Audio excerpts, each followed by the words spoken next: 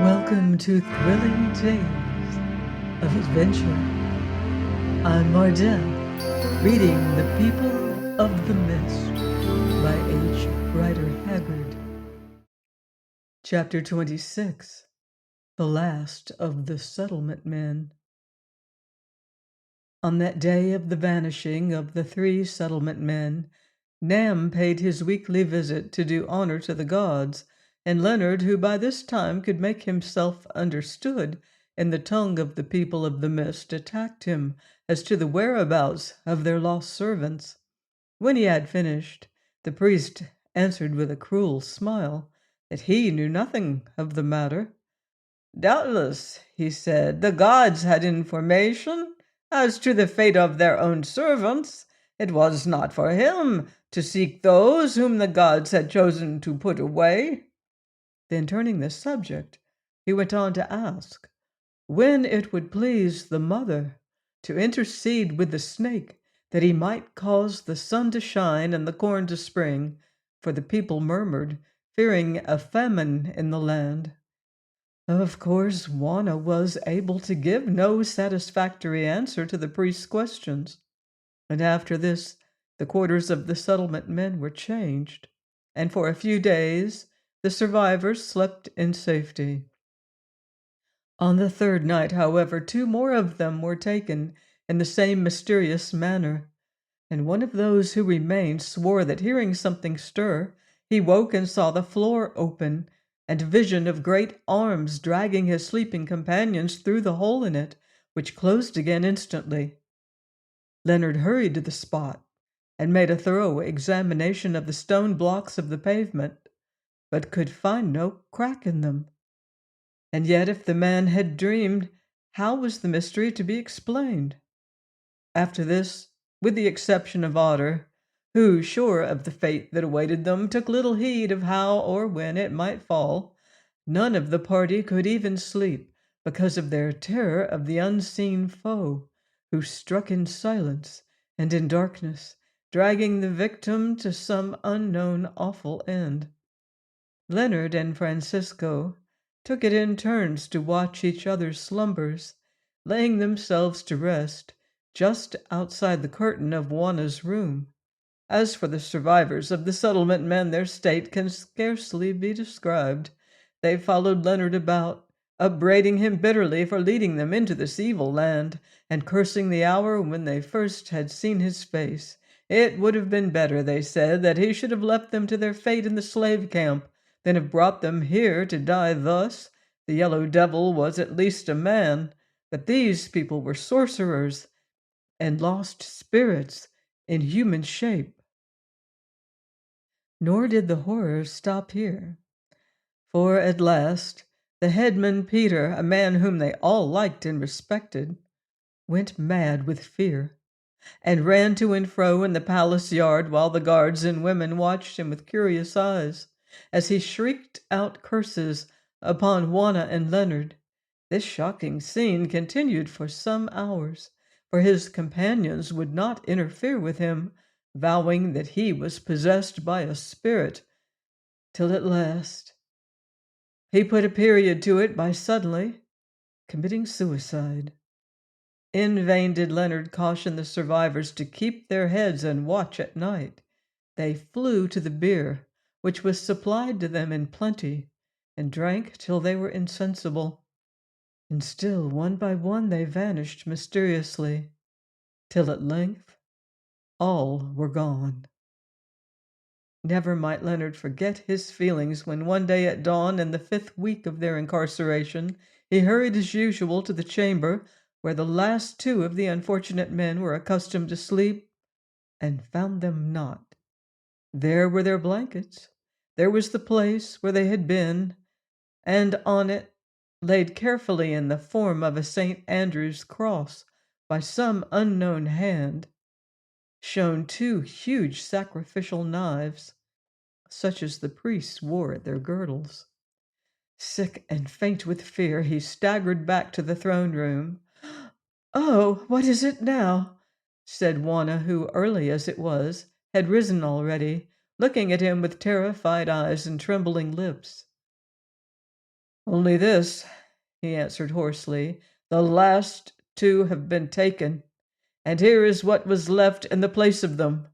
And he cast down the knives onto the pavement. Then at last, Juana gave way. Oh, Leonard, Leonard, she said, weeping bitterly. They were my father's servants, whom I have known since I was a child, and I have brought them to this cruel end.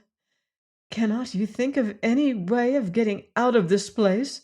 If not, I shall die of fear. I can sleep no more. I feel that I am watched at night, though I cannot tell by whom. Last night I thought that I heard someone moving near the curtain where you and Francisco lie, though Soa declares that it is fancy. It is impossible, said Leonard. Francisco was on guard. Ah, here he comes. As he spoke, Francisco entered the room, with consternation written on his face. Outram, he gasped. Someone must have been in the throne chamber where we slept last night. All the rifles have gone, ours and those of the settlement men also. Great heavens, said Leonard, but you were watching. I suppose that I must have dozed for a few moments, answered the priest. It is awful, awful. They are gone and we are weaponless. Oh, can we not escape? Moaned Juana. There's no hope of it, answered Leonard gloomily. We are friendless here, except for Olfan, and he has little real power, for the priests have tampered with the captains and the soldiers, who fear them. How can we get out of this city? And if we got out, what would become of us, unarmed and alone?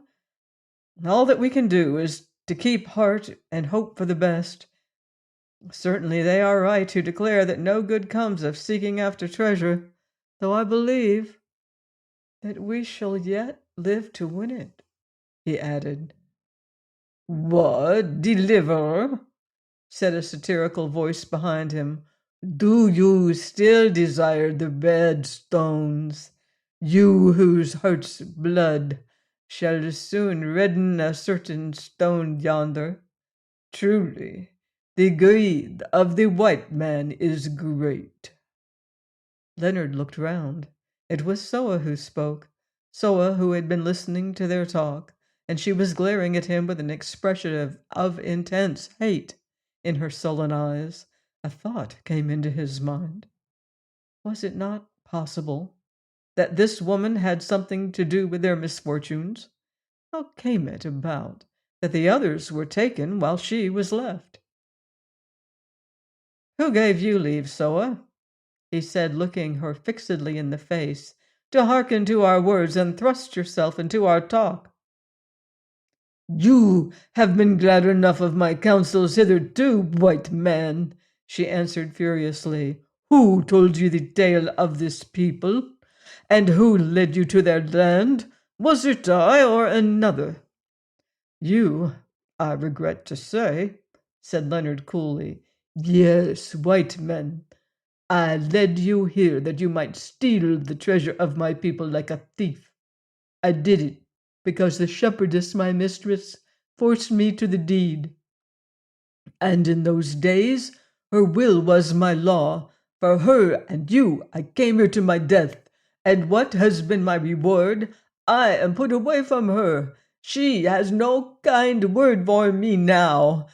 You are about her always. You hold her counsel, but to me her mind is as a shut door that I can no longer open. You have poisoned her against me, you and that black swine whom they call a god. Moreover, because she has learned to love you, white thief, wanderer without a kraal as you are, at your bidding she has also learned to hate me. Beware, white man, I am of this people, and you know their temper. It is not gentle. When they hate, they find a means to be revenged.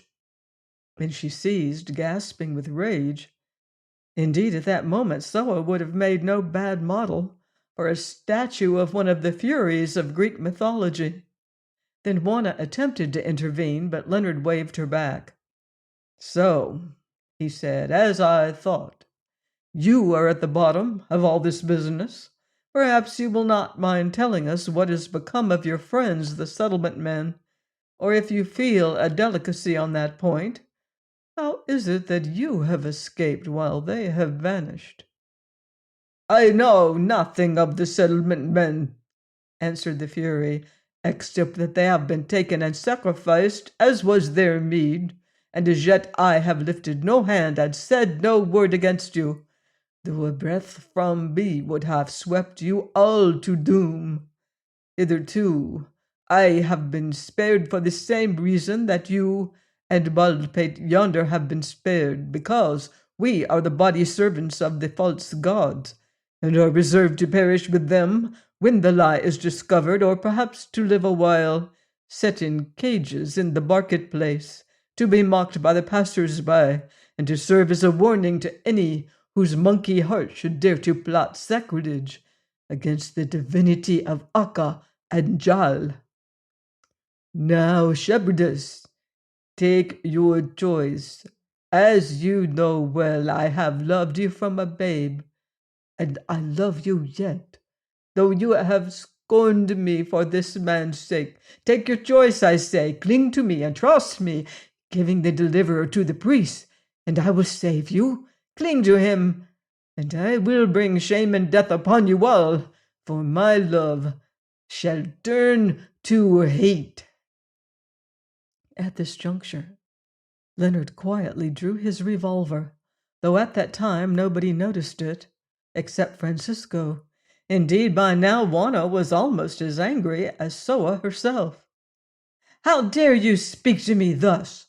she said, stamping her foot. "You, whom from a child I have thought good and have trusted. What do you say? That I must give him who saved me from death over to death, in order that I may buy back your love and protect myself? You evil woman, I tell you that first I will die as I would have died yonder in the slave camp." And she ceased, for her indignation was too great to allow her to say more. "So be it, shepherdess," said Soa solemnly. "I hear you. It was to be expected that you would prefer him whom you love to her who loves you. Yet, shepherdess, was it not I, after all, who saved you yonder in the slave camp? Doubtless I dream, but it seems to me that when those men who are dead deserted you, running this way and that in all their fear, and, shepherdess, it is for this that I am glad they are dead, and lifted no hand to save them, I followed you alone. It seems to me that, having followed you far till I could walk no more for hunger and weariness, I used my wit and bribed a certain white man of this sort who would sell their sisters and blaspheme their mothers for a reward to attempt your rescue. I bribed him with a gem of great price. Had there been 10 of them, that gem would have bought them all. And with the gem I told him the secret of the treasure which is here. He took the bribe, and being brave and desperate, he drew you out of the clutches of the yellow devil. Though in that matter also I had some part. And then you loved him. Ah, could I have foreseen it, shepherdess, I had left you to die in the slave camp. But then you had died loving me, who now hate me, and cast me off for the sake of this white thief." Leonard could bear it no longer, and in the interests of their common safety, he came to a desperate resolve. With an exclamation, he lifted the pistol and covered Soa. Both Francisco and Juana saw the act and sprang to him, the latter exclaiming, "Oh, what are you going to do?" "I propose to kill this woman before she kills us, that is all," he answered coldly. "No, no," cried Juana. "She has been faithful to me for many years. I cannot see her shot." "Let the butcher do his work," mocked Soa. "It shall avail him little. Doubtless he is angry, because I have spoken the truth about him. And she folded her arms upon her breast, awaiting the bullet. What is to be done? Said Leonard desperately. If I do not shoot her, she will certainly betray us. Then let her betray, said Francisco. It is written that you shall do no murder. If you fear to shoot a woman, send for your black dog, white man, mocked Soa. He would have killed my father, and doubtless this task also will be to his liking. I can't do it. Get a rope and tie her up, Francisco, said Leonard. We must watch her day and night. It will be a pleasant addition to our occupations. After all, it is only one more risk, which is no great matter among so many. I fancy the game is about played out anyhow. Francisco went for the rope, and presently returned, accompanied by Otter. A month of furious dissipation had left its mark even on the dwarf's iron frame. His bright black eyes were bloodshot and unsteady. His hands shook, and he did not walk altogether straight. You've been drinking again, you sot, said Leonard. Go back to your drink. We are in sorrow here and want no drunkards in our company. Now then, Francisco, give me that rope. Yes, Bass, I have been drinking, answered the dwarf humbly. It is well to drink before one dies, since we may not drink afterwards, and I think that the hour of death is at hand. Oh, shepherdess of the heavens, they said down yonder at the settlement that you were a great rainmaker. Now, if you can make the rain to fall, can you not make the sun to shine? Wind and water are all very well, but we have too much of them here. Hearken, said Leonard. While you revelled, the last of Mavoom's men vanished, and these are left in their place. And he pointed to the knives. Is it so, Bass? answered Otter with a hiccough. Well, they were a poor lot, and we shall not miss them. And yet I wish I were a man again and had my hands on the throat of that wizard Nam. Wow, but I would squeeze it. It is your throat that will be squeezed soon, Otter, said Leonard. Look here, God or no God, get you sober, or I will beat you.